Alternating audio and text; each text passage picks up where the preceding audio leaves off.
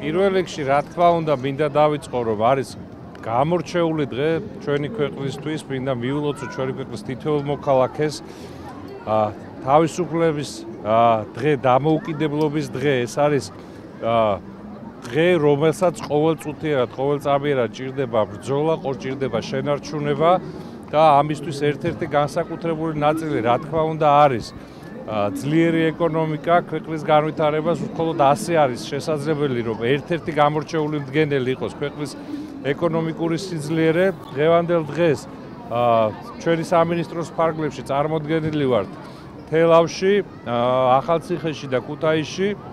თელავში წარმოდგენილი არის სოფლის განვითარების სააგენტო, შესაბამისად აქვს შესაძლებლობა მოქალაქეებს რომ ნახონ, გაეცნონ ადგილზე თუ რას ვთავაზობთ, როგორ ვთავაზობთ და რა არის ის შესაძლებლობები, რომელსაც ჩვენი სამინისტროს ფარგლებში შეგვიძლია რომ ჩვენს მოქალაქეებს შევთავაზოთ. აქ დღეს სოფლის განვითარების სააგენტო უმასპინძლებს მოქალაქეებს 26 მაისის აღნიშვნის ღონისძიების ფარგლებში გაიმართება მრავალი აქტივობა.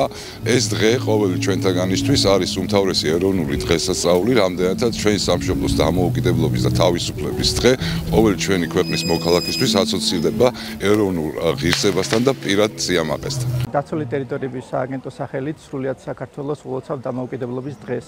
ეს არის ჩვენი საერთო ღირებულებების მრავალსაუკუნოვანი ისტორიისა და კულტურის დღე.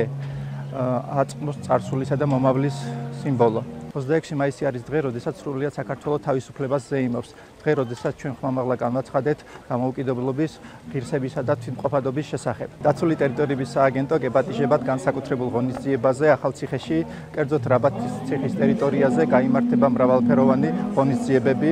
აქ წარმოდგენილი იქნება ბავშვთა გასართობის სივრცეების საინფორმაციო შემეცნებითი კუთხე, ასევე ადგილობრივი მეწარმეების ნაწარმის გამოფენა გაყიდვა. ეს არის საქართველოს დამოუკიდებლობის დღე.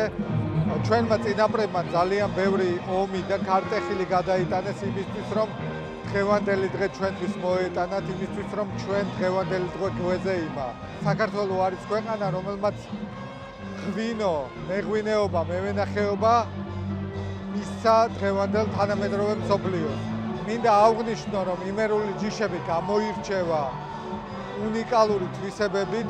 ჩვენ 11 მარანი გვყავს დღეს წარმოდგენილი და ყოველი მათგანი აბსოლუტურად უნიკალურია თავისი ღვინით, თავისი ტერუარით.